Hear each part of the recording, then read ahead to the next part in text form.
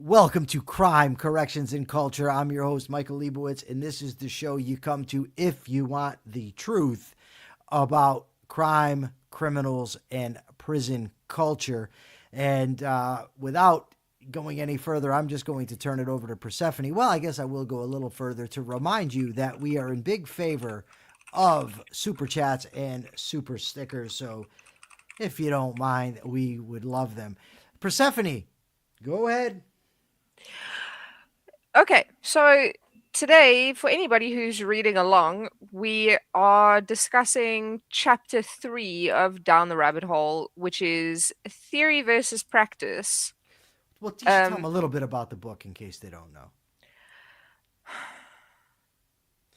Down the Rabbit so, Hole, How the Culture of Corrections Encourages Crime is a book that was primarily written by Brent McCall, but with a substantial helping aid from myself.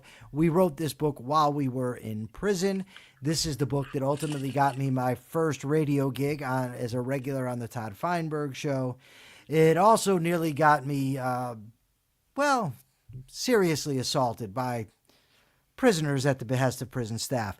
So we're using this book as the first sort of template that we're going to be discussing on this show, and I promise you we're getting the truth, the whole truth, and nothing but the truth about corrections. Okay, Persephone, go ahead.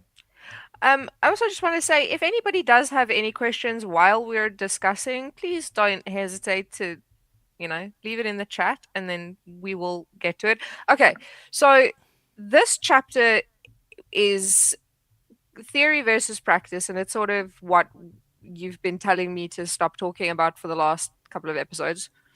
Um, so the chapter starts on a story which illustrates the everything that we've been speaking about. Do you remember the story that it opens on? No. I mean, I'll remember It's the story once you bring it up, but I don't remember the okay, specific story this so chapter starts on.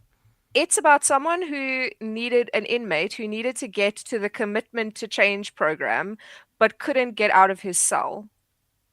It's a hypothetical. It's not an actual. It didn't Yeah, well, actually it's a occur, story. right? It's a story. But that's what I'm saying. I just want to, when I'm telling him it's the whole truth, I just want to make sure that they understand that this didn't actually happen in this specific way, but stuff like this happens frequently.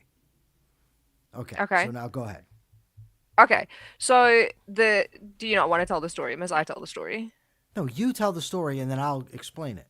That's how we do Okay. things. So the story is an inmate needs to get to the commitment to change program, but he can't exit his cell because the block officer isn't paying attention. Yeah, And the inmate handbook has no viable solutions because you right. can't yell to other inmates, you can't bang on the door, you can't use the medical intercom, or you can't use the intercom if that's only for medical emergencies. And the officer's scheduled tour won't has already happened and won't happen again. So this inmate has no way to get to the program or to get out without breaking any rules. And if Yeah. you are someone who is trying to reform yourself, you're left in a situation where you either have to break a rule or, I don't know, just don't go to your You program. miss your program and you might get in trouble for missing your program. So you're So, fucked both yeah, ways. well, you could be. Now, as we point out, thankfully, nobody gives a shit about these rules. So, it's perfectly fine to yell to an inmate and tell him to get the officer's attention. It's perfectly fine under most situations to hit the button and tell to get the officer's attention. You can do these things. Now, that might change because while I was at McDougal, I think for 18 years, in the vast majority of circumstances, they want you to press the button to get out of the cell, but occasionally you will get an officer who that's his pet peeve, don't hit the button. Now, you're like a trained SEAL at this point. You've been hitting the button for a decade to get out of the cell. So when do you want to get out? It's the habit. And now guys end up getting written up because this one CO wants to obey the rules. Now, is he at fault? Or are the rest of the COs who don't obey the rule at fault? More than that, you're trying to teach people within corrections to have respect for rules. Meanwhile, you're making it necessary to break the rule in order to do what you're supposed to be doing. And, I think Brent and I went through and figured out that a full third of the rule book is never enforced. Now, the thing isn't to start enforcing dumb rules. The thing that you should do is get rid of rules that are stupid. That's the thing that they should do. If the rule isn't important enough to enforce, get rid of it. Yeah. It's just that's an impossible situation, and it's horrible. So I was saying before we started that this chapter, all of the previous couple of chapters have been informative. This chapter was depressing. You don't think it was informative? It was informative, but it was informative like reading about Auschwitz. Yes, it's good. It's good. No, it's not like reading about Auschwitz. In that it's informative, but it's depressing? No, but I just never want to equate or in any sense analogize the American prison system to Oh, no, I'm Auschwitz, not that's comparing the two. I'm just comparing, like, reading about it is depressing. all. Gotcha. So, rules that are enforced, that are ignored, like 90% of the time, is perfect for people who don't give a shit about reform, right?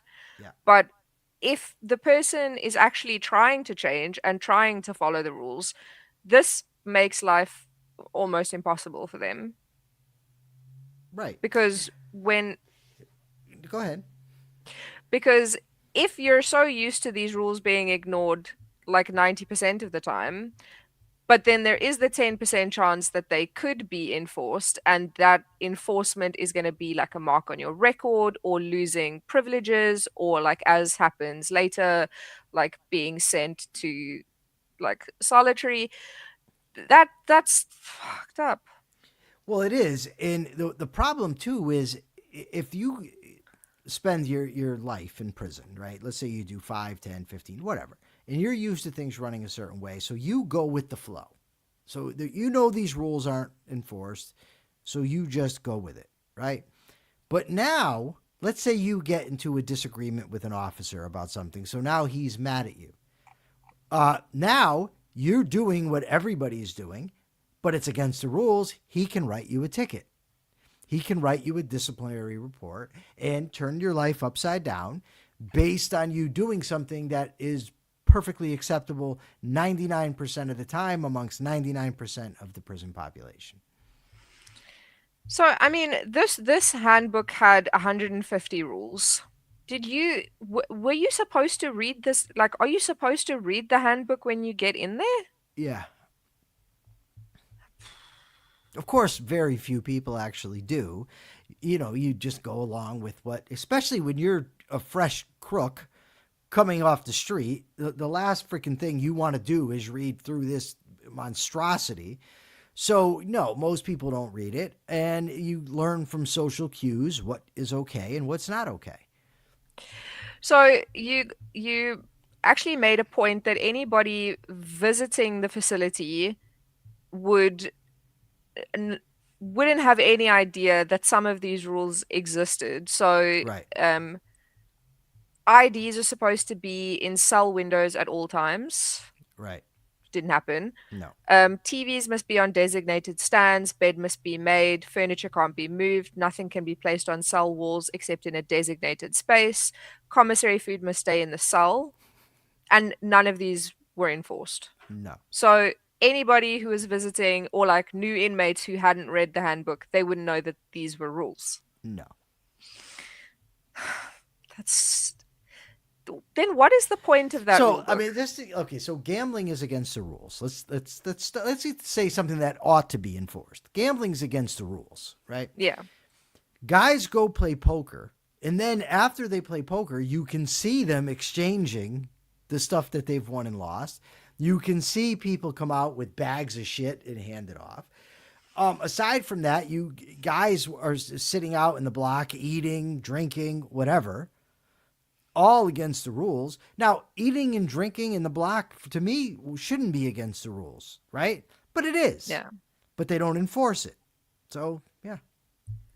So later on, did you did you follow all of the rules as they were No, laid out in the handbook? no, hell no. I did, I obeyed my moral compass. I obeyed the morality that I adhere to. So if violating a rule, for instance, was going to, if it was stealing, for instance, like if I had to get a sponge or cleaning chemicals, to get that requires you steal it. So I wouldn't do that. Or if doing something would put me at risk of losing my housing, losing my job, I wouldn't do it. But if it's a rule that nobody gives a shit about, no, I'm not going to. Why? For what reason?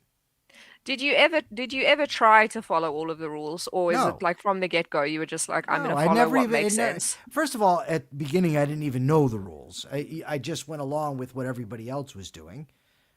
You know what I mean? Or I just didn't care and I would break the. I mean, I was smuggling heroin into the facility. So, I mean, I knew that was against the rules, but I really didn't care. But no, I wasn't trying to obey the rules. I tried, once I just started to change, I tried to do what was right. And that, Mm. in that oftentimes would put me at odds with the inmates and the staff. I just don't understand the point of having this rule book unless it is specifically Because so that what when they can people. do, Persephone, is when the politicians or the public wants to know, they say, look, this is how the place is run. And it's pure bullshit. Like when they bring people through, they'll make the place look like it's something that it's not. So they will say, no, no, these are the rules. We have evidence-based practices. This is it. Bears no relation to what actually occurs. It also just seems like having all of those rules and like not enforcing them 90% of the time is to give the officers like a a a I don't think that's why. I no, don't. That's the effect. The yeah. effect is it gives the officers a chance to fuck with people when they want to, right? Yeah, like But a but like by and large, I think that the reason is there's a disconnect. I think you have bureaucrats who know nothing about prisons write this stuff and assume it's good. And the people that actually work the blocks knows that you can't run a block this way, so they just don't. And there you have it. But it can, like something that's against the rules. I was a clerk, so I had access to a copy machine. I know I'm only supposed to use this for the purposes of work related stuff. A correctional officer tells an inmate it's okay to have me make him copies. Now, that entails not just a rule violation, but I have to participate in the theft of the paper, the ink, etc. So the inmate comes to me and says, hey, Liebowitz, make me some copies. The cop says it's okay. I said, I don't care what the cop says. I'm not doing it. I'm yeah, not. which I'm not puts gonna. you Of which course also it like does. Of course puts it you puts in me in a a horrible spot. It puts me in a chance of having a serious conflict with another inmate because he's thinking, what the hell? The staff said it's okay and you're not going to do it? And I said, look, I'm not participating in a theft for you. I'm not doing it and I don't care what that cop says. and like the chances are that to the officer and to the other inmate, they wouldn't necessarily. Do you think that they would count that as theft? Because I No, know, like to a but I lot don't of care what people. they count it No, I as. know, I I, know. my I'm just concern, saying. Persephone, is with reality. No, the Hmm. inmate doesn't look at it like theft. The cop doesn't give a goddamn. He's stealing stuff and taking it home too. It's all state shit. They don't view it as stealing, but I know it is, and that was my only concern. My concern is not with the judgment of this immoral, idiotic cop, nor this inmate. My concern is what's true and what's right.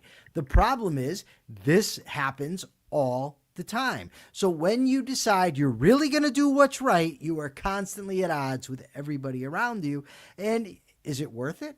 Like for Brent right now, they're not letting Brent out of prison, right? The people that he went in front of, the judge that was doing his modification said he's reformed. The parole, when he went for parole, he met all the requirement. And he got denied anyway. So now he's in prison. What is the incentive for him to do the right thing? He's going to be at odds with all the inmates, with the staff. He's never going to get a reward for it. So what's the purpose? That I, that's depressing to me, because if the Okay, goal, stop. I want to address something because this is important. Kathy Cassio says, my brother was a sergeant in corrections. I think he's a dick, but apparently he was pretty cool at work. Inmates would come up and say hi to him in public once they got out. Okay, I don't know what he was doing. I know this, though. When inmates say a CO is cool, bet your ass that cop's not doing his job. yeah, Because criminals like whoever does what they want, right? That's what we want. So, of course, if the CO's letting me pass shit around that I'm not supposed to be, or letting me gamble, or letting me out to wreck with the other tier when I'm not supposed to, of course I'm going to like that CO. Of course I'm going to, that's cool, right? The CO who obeys the rules or enforces the rules, I'm going to say, what a dick this guy is. I mean, now, of course, the cop might very well be a dick because he's enforcing rules that nobody enforces, and he's just doing it to be a dick, which is part of the problem, too. but I mean, if he was doing that, then the inmates probably wouldn't be so cool with him. No. Kara Felix wants to know why Brent is not getting parole. So, Brent is in prison. The reason Brent's not getting parole is because Brent shot a police officer. So Brent received, for shooting the police officer, a 45-year sentence in the state prison. That's a parolable offense. That's the law. It's parolable, right? When Brent went to parole, they denied him parole, and the reason they gave was because of the nature of the offense. But the nature of the offense is parolable. And he met all the criteria. If the legislature, who determines what's parolable or not, doesn't want people who shoot cops to get parole, they can make it a non-parolable offense. They didn't do that. So what happens is the parole board usurps legislative authority and says, de facto, this offense is not parolable. So after that, Brent went for a sentence modification hearing. And the judge said, I believe that you're reformed, but I don't think your sentence should be reduced. The real kicker is, even if Brent got parole, Brent has to go to federal prison for an additional 16 years. So after doing 22 and a half years, or I think it was 20 at the time because of the good time rules, whatever, Brent would have been paroled to go do 16 years in the federal prison, and they still didn't release him. Brent, I mean, look, he committed a heinous offense, right? There's no denying it. There's no excusing it. But his crime is parolable. He's the most reformed inmate I've ever met, and he has more integrity than any human being I've ever met. He also has a very, very marketable skill should he be released. And he wasn't going home. He was going to federal prison, and they still said no. Yes, the police officer did go, and they did make a big thing about Brent not getting parole. You know what? I don't even care at this point. I'll say what I think. The police officer that Brent shot, at Brent's hearing, he made a big thing about how his life has never been the same. His marriage has suffered. He ended up with a drug addiction because of it. And all these negative consequences that he's not able to get over. Okay, fine. I'm never going to minimize what happened to that guy. He was shot. It's horrible. His life was turned upside down. Here's the problem I have, though. I grew up with two drug addict parents. My parents taught me from a very young age to be violent. My mother instructed me to hit a neighborhood kid with a bottle. My mother mocked me when I backed down from fights. She locked me out of the house when I was being bullied and told me to go deal with it. My father, through word and deed, taught me to use weapons in fights. The first gun I ever owned, I got from my father's friend. I was neglected. I was never forced to go to school. Nobody gave a shit. My grandmother was an alcoholic who threw me out of the house when I was 13 and told me to go sleep under a bridge. When I went for sentencing, none of that mattered. They told me I was an adult and I needed to take responsibility for my actions. And you know what? They were right. I agree. I'm an adult. I was responsible for my actions and I deserve to be in prison. But the police officer that Brent shot blamed Brent for virtually every bad thing in his life that happened since then. There's a double standard there that nobody can point out, and that people who see this will kill me, not literally, but oh, look at this criminal, he's justifying shooting, he's not empathizing with the cop. Yes, I do. I do empathize. I feel horrible for what happened to that officer. I think it was awful. So does Brent. But if every criminal that goes in front of a parole board is told he has to take responsibility for his actions, that no matter what has happened to him, no matter what atrocities he's been through, he's responsible for what happens to him. But then you deny somebody a sentence modification, and the person speaking against him say that his subsequent actions, including becoming addicted to drugs, are because of what this guy did to him. You can't escape that double standard. And when you send that message to criminals, you're teaching them that there's a double standard, and that is not a good thing to be teaching crooks.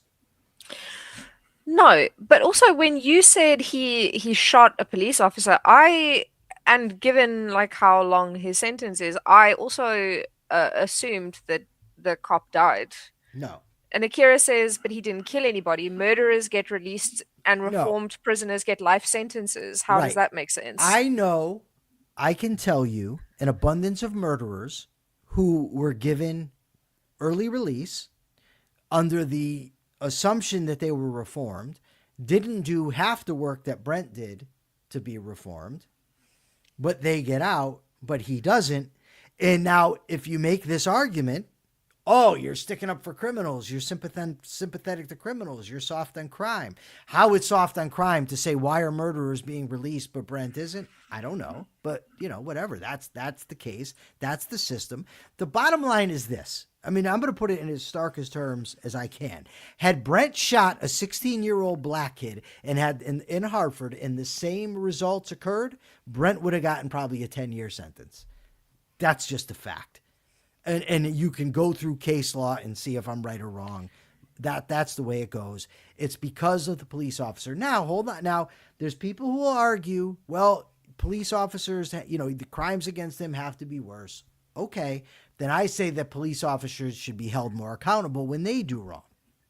If they're going to be held to a higher standard, that's okay, but then hold them to a higher standard on both ends. But I still say, look, regardless of what you think Brent should get for a prison sentence, his sentence is a parolable offense. And he met all the criteria for parole and was denied parole because of the nature of his crime, even though the crime is parolable. Okay, we've gotten a little off track, though. Okay, sorry, just like one last thing. This isn't just you as his friend saying, like, he's the most reformed person I know. No, he met all of the criteria for parole, and Yes. a judge told him that he was reformed, and he still didn't get just when Brent went for his sentence modification. yeah. Okay, I spoke for him. My friend Subby spoke for him. My sister wrote something for him. A former senator who was the toughest on crime in the Senate, in the Connecticut Senate, spoke for him. A conservative journalist spoke for him, and a conservative talk show host spoke for him. Including, and also his son spoke for him, his daughter spoke for him, his niece spoke for him. And a former inmate, in addition to me, who is out in the world in a success and attributes that success to Brent largely, spoke for him. So no, it's not just my word saying it. It's also a guy who hasn't had a ticket since 2003 and has been gainfully employed in the system since 2007. So if anybody deserves parole, it's him. Yeah.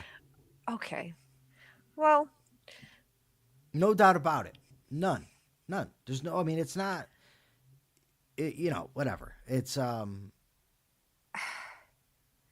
this is this is hard. Like hearing this just makes me it just makes me feel very hopeless about the prison system in America because that's It ridiculous. is. It is. And here's the thing, you have two camps, generally speaking. You have the people on the left who think that criminals are victims and basically need to be given a slap on the wrist. And you have people on the right who think that criminals are irredeemable trash and you should just throw them away.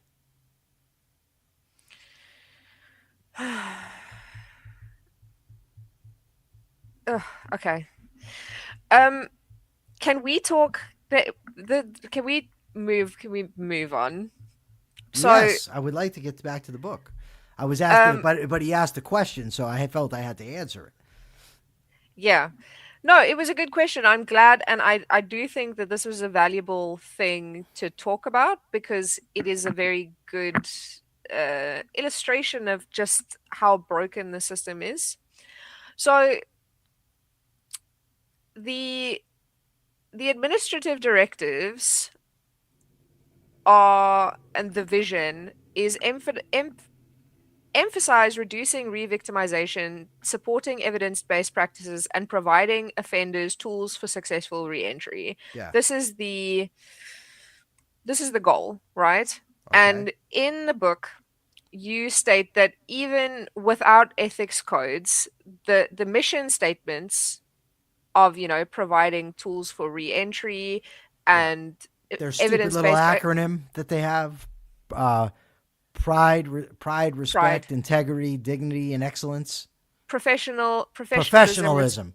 Yeah, respect, professionalism. Yeah, integrity, dignity, and excellence. yeah, So what you said was that even without a code of ethics, that mission basically it logically implies that the staff should be behaving in they should be modeling this kind of behavior, and they yeah. don't, They right? We should be spoke about modeling pro-social responsible behavior. Yes. yeah. So we spoke about that uh, last week as well. But then in this chapter, you gave some more examples of how they don't and how the rules don't apply. And will you please tell the story of Chiman? Which one? Which story? There's a few. Okay, so in this one, Mike Pires, Mike Pires, Mike Pyrus. Mike Pires Yeah. snuck up behind Chiman and mockingly sodomized him with a stick. Yeah, and He everybody had a turned big laugh about it. Yeah. he turned around, caught him mid-act, laughed, and it's described as laughed like inebriated frat boys, no Yeah. disciplinary action. Yeah. Then you called Yeah. another inmate a Okay, I'll tell douche. this story. I'll tell you exactly what happened. So, it's crazy to me because this happened the hold on. The day before Sandy Hook, this happened. And we went into work, and so there's a tool crib, right? And the tool crib was tight. Now, when I go into work in the morning, I was the clerk, like I said before. So I had my stack of papers, and I need to turn them into Chiman. No, matter of fact, I'm sorry. I needed to go get the stack of papers from Chiman so that I could enter the information into the computer, labor hours, material use, that sort of thing. So while I'm up there getting the stuff, getting my papers, somebody bumps into me from behind. Now, I thought it was on purpose. I thought that the dude did one of these to me joking around. And I turned around and he had dropped all his stuff. And I laughed and I said, "What a douche." So what actually had occurred that I didn't know happened was somebody bumped into him, bumped him into me, and he dropped his stuff. So he was already annoyed. So he gives up. He gives me a really dirty look. And, I'm just standing there. And Chiman says, "All right, guys, that's enough." And that was the end of that. So I went over to my desk and, I'm working at my desk for a while. I went back. I turned the things into Chiman, and Chiman says, whatever, that you put everybody at risk, that which was bullshit, whatever. So then he comes and tells me you have to go back to the block for the day, which he doesn't have the authority to do that. There's no authority. There's nothing in the directives. He can write me a ticket. He can try to fire me. He has no authority to send me back to the block for the day. But whatever. So on my way out, the inmate that I had the run-in in was working on the table saw. So I went over to him. I said, dude, you know he's sending me back to the block? He said, for what? I said, he thinks you and me have some kind of an issue. Now, first of all, if you think there's an issue with me and this dude, you do not let me go over to him while he's at the table saw and have a conversation with him. Right? So that's the first thing. But I did. And I said, listen, Prankus, that was his name. I said, can you go tell this dude that there's no problem? But I had to leave, so I go back to the block. I go back to the block and I stopped. I talked to Brent before I left, and I'm thinking, you know what? I was wrong. No, I shouldn't have used that word. I shouldn't have said it. I should have just ignored what happened. I was wrong, and I can accept that.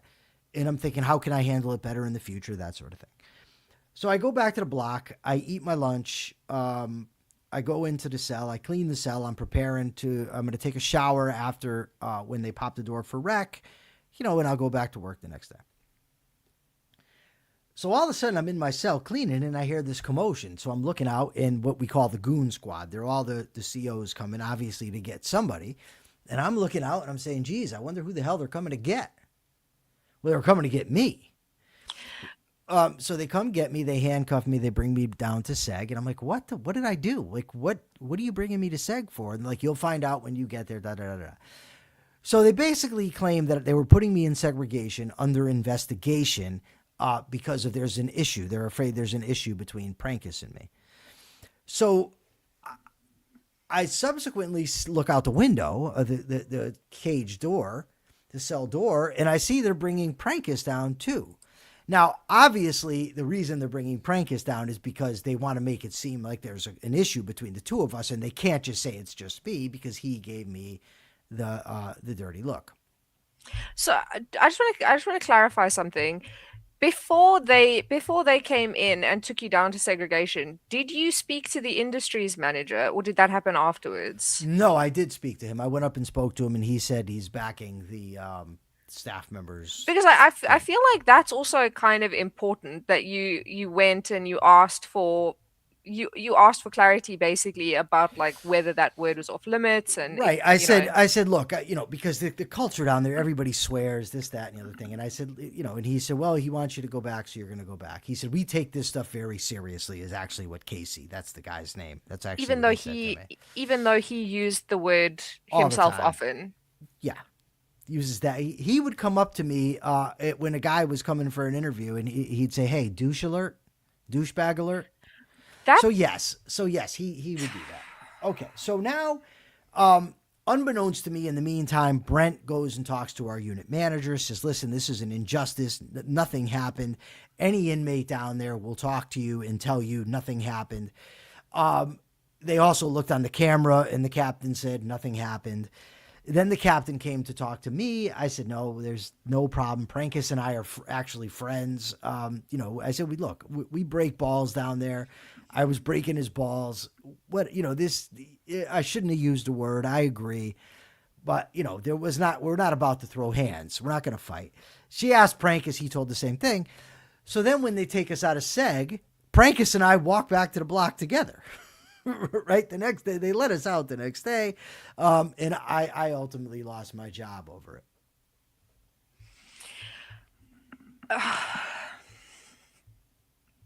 That's an awful story. But it's terrible. It is, but you need to understand, right? Because this is what we're talking about. So, Chiman liked to break balls. The problem with me is when you break my balls, you're bringing a knife to a machine gun fight. Right, so this little half-pint pissant tries to break my balls, and I smoke him. He doesn't like that. So there was one situation where we were doing, I want to say 40 dressers we had to make, 40 little dresser cabinets. And Now, mind you, the industry's program is supposed to be preparing us for freedom. It's supposed to teach us a skill, teach us a work ethic, and prepare us for freedom. So there's an assembly line on this thing. So somebody is doing something beforehand. I don't remember exactly what my job was on this. It was, it's 14 years ago. But there's somebody, I'm the next in line. So after he does it, I can't do my job because the pieces no longer fit because he's screwing it up. So I tell Chiman, dude, like, I can't do this if he doesn't do his job right. And Chiman's like, what do you want me to do about it? I don't know, dude. You're the boss. Why don't you have a talk with the guy? I could go tell him, but I don't have any authority. You know what I mean? I said, why don't you tell him? So the next day, Chiman calls me into his office, and he says, come here. And he actually said to me, there's 40 of these things. If 30 of them come out right, I'm okay with that. So he's okay with a full third in a program teaching inmates to be responsible. He's okay with a full third of things being done incorrectly. He says, who's to say whether it's right or wrong? I said, me. I say it's wrong. I mean, with that kind of thing, isn't there an actual right and wrong? Of course there is. So, okay. So now, another time, I was going to the warehouse to do inventory. I'm walking. So he stops me and says, where are you going now? And so I said to him, I said, Chiman, why don't we do it this way? You tell me what you want me to do, and I'll do it. Right? Yes, I'm sorry. It's a quarter. You're right. I'm thinking of the 30 as a third, but yes, you're right. It's a quarter. So I said, why don't you tell me what it is I'm doing, what it is you want me to do? I'll do it. He said, see, this is why you're going to get fired. And I said, so I went to my desk, and on my desk, I had my list of duties, everything that I'm supposed to be doing. Now, I've got a stack of good work reports from industries this thick. All of them excellent. Liebowitz comes to work, does his work in a timely and proficient manner, goes above and beyond, yada, yada, yada. So I go to Chiman, and I show him my list, and I said, show me what on here I'm not doing that you're going to fire me for. He looks, and he finds that I'm supposed to put labels on the incoming jobs to tell guys what they're supposed to do. So he says, well, you didn't put labels on those. I said, well, I came to you and I told you that the information wasn't in the work report and that I needed it. And I can't put the label on there until I have that information, and you have yet to give it to me. So now he just looks like the idiot that he is. And he walks away. So the point is, he and Pyrrhus were buddies. They had a good relationship. They would laugh, joke, live it up, whatever, talk sports, the weather, I don't know. Stuff that I had no interest in talking to this guy about. Me, on the other hand, I had a contentious relationship with him. One, because I'm trying to do my job to the best of my ability, and that entails him having to do his job to the best of his ability, which he doesn't want to. And the other, because I did break his balls, but he tried to break mine too. He's just not good at it. So one of the things that you say is that Pyrrhus was actually helping him to manufacture overtime hours.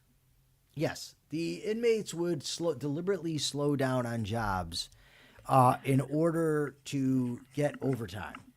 And, Pyrrhus was one of the inmates who helped. Now, granted, look, if you have a staff member that wants you to slow down, 99 of 100 are going to say okay and just slow down.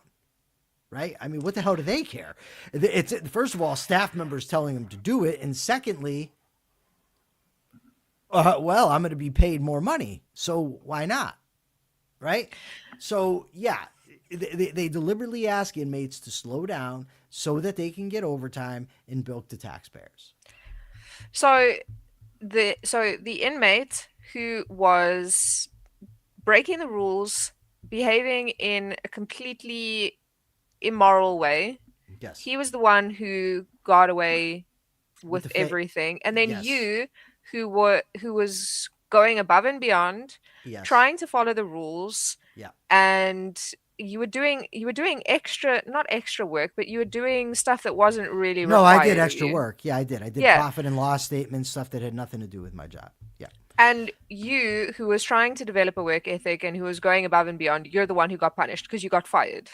I did get fired. I not only got fired, but I lost my housing. Brent and I at that point had been cellmates for 6 years. I got put in another cell. I ultimately got transferred out of the block for 3 months. And then I got back and I moved in back in with Brent after a while. But yeah, I ultimately lost my job. I lost my housing. And I was wrong. And I'm never going to say, look, I was right. I was wrong. But nothing that I did was out of balance with the culture of the place. And there's plenty of people who did far worse than what I did. And nothing happens to them. Chiman didn't like me, so I got fired.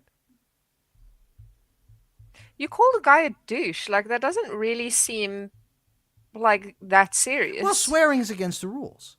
It Yeah, I is. guess. And under some circumstances, it could have created a toxic environment, a fighting Yeah. environment. Now, I happen to know the guy, and I knew this wasn't going to create a fight. I'm not going to start a fight over somebody bumping me. You know what I mean? But I could understand under some circumstances you being concerned. This wasn't it. If they were concerned, they would have escorted me out, not allowed me to go to my desk for a half hour, 45 minutes, whatever it was, not allowed me to go to the table saw and talk to the dude before I left. No, you don't do that when you really think there's a fight going to happen. No way. So I have a question for you, but do you want to address Megan Ribbon's question? Are the problems of the American penal system? I hate this word. It's so difficult for me to pronounce. Epistemological. I mean, Epistemological, yes. ultimately, yeah, but it's an incentive problem, really, right? If you want to produce a good car, right, you incentivize the people that are making cars to make good cars. You pay them when there's a good product. Same thing with anything else. Staff get paid in prisons no matter what. They've got a union that protects them, so they get medical benefits, they get a nice paycheck no matter what, lots of overtime if they want it, regardless of the result, regardless of whether inmates are reformed. So the industries people that we're talking about, they're going to get a paycheck regardless of whether inmates are losing a skill, learning a skill, doesn't matter. Voc-Ed, same thing. You're getting a paycheck no matter what. There's no incentive for them to do right, and there's plenty incentives to do wrong because the way the culture is, the other staff member are going to turn on them quick if they try to do things correctly. Akira, will you please re-ask your question if you remember what it was? Because I don't think that we saw it. So, w when you went to Casey, it sounds like you were being fairly reasonable and asking like a fairly reasonable question. And Yes. like just like Okay. asking for clarity on expectations. All right, so let me give you a little, and we're gonna maybe go a little over. This can be the last story I can tell because I do have to wrap up in a few minutes. But so I had an issue with Casey. Casey used to be the woodshop manager, so he was our direct boss. A guy named Ray Monroe was the supervisor, the head boss. He was the manager. Casey was the supervisor. Sorry. So Casey put me on a job laminating science tables. I'm not mechanical. Laminating tables was something that I did very well. I was good at it. These specific tables kept ending up with bumps on them. And I went to Casey and said, something's wrong. There's a reason this is happening. And he said, no, no, no, no, no. Turns out I was right. The problem was they needed an underlayment put down before the laminate, but Casey didn't want to hear that and didn't want to look it up. So Casey made a smart-ass remark to me and said, we'll get you sanding something soon. Sanding is like for the slow kids, right? So I went to his boss, Ray Monroe, and I said, I want to be transferred out of his shop. And he said, why? And I said, because he's, basically insulted me. He's saying I'm going to be put on sanding. He's not listening to my concerns. Monroe said, no, I'm not going to take you. He said, are you afraid he's going to retaliate? I said, no, I don't think he's going to retaliate against me now, but I just don't want to be working for him. I want to work for somebody that is reasonable, listens, yada, yada. A while later, Casey came and said something else to me about a different job. So I went and spoke to Monroe and I asked him, can you please move me out of this shop? Because now I do fear retaliation. Now, up until this point, all my work reports had been excellence, all excellence, right? Except for a few goods. So he said, no, I'm not going to transfer you out of the shop. I said, okay, Mr. Monroe, but I'm going to tell you right now. I said, can I have permission to speak freely? He said, yes. Casey said, yes. I said, this dude has a history of retaliating against his coworkers, meaning other prison staff, inmates, and you, because he had had a previous issue with Monroe. I said, I think he's going to retaliate against me, and I went out of his shop.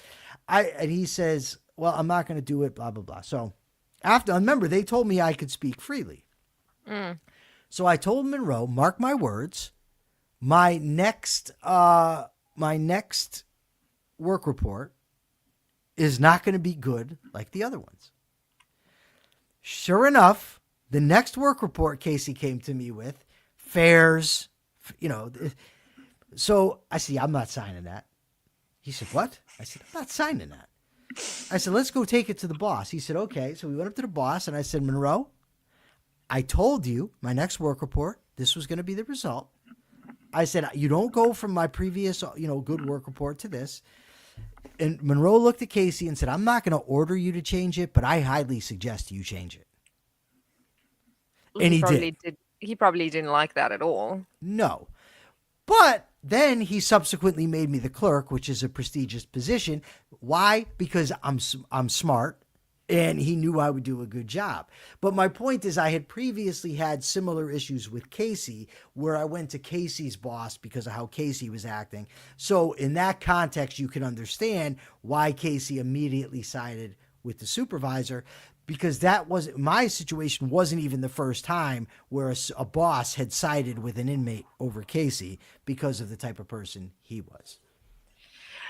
Okay, I know you have to go, but Akira asked a question on the first episode, and I'm gonna what he's referring to is that you had seen studies that 1 in 10 correctional institutions are Right, conducive to rehabilitation. right. And his question was, do you think it's a good idea that people get released from prison taking those numbers into account? Should prison be for rehabilitation or punishment? So I think that the stated purpose of corrections is spot on. It's incapacitation, punishment, deterrence, and rehabilitation. I think all of these should work together. I think you take somebody out of society, and put them in an uncomfortable environment, not torture them, but an uncomfortable environment where their bad behavior is punished, where they can see that there's a clear connection between their behavior and the things that they get in life. So not only are they taken out of society, but within the system, they're punished and rewarded according to how they behave. That will serve as a deterrent and an inspiration to rehabilitation, and then you provide them with the tools, the proper tools for rehabilitation. That's what I think should be done. I do not think that because the prison system sucks, that you then take people and put them in prison indefinitely for small offenses or minor offenses, partly because you simply couldn't afford to do it. And you also risk escalation because if a person goes to commit a crime, let's say that you go to commit a robbery, Persephone, and now let's say the person sees your face, but you know that you're going to get a life sentence for this. Might as well kill him. Right, because this is the only witness. So you actually might create sort of a unintended consequence of your policy. I'm not for easy sentencing. That's not my thing. It never has been. I'm for smart sentencing. I think prison should reflect justice, but I also think that it's in the interest of people in society to have people who are released from prison to be responsible and ready to function in society. Yeah, because I mean, if you Yeah. go into if you go into prison, if you go to prison and you learn that the rules don't matter and everybody just behaves however the fuck they want, then you and trying to become a better person is actually punished, discouraged at the very least, but like punished most of the time, then the previous chapter was called Crime Factory, and I tend to agree. It does sound a bit like a crime factory. Right. That's what we just did, right? Yeah, No, what chapter we 2 just was no, what we just did no was theory and practice.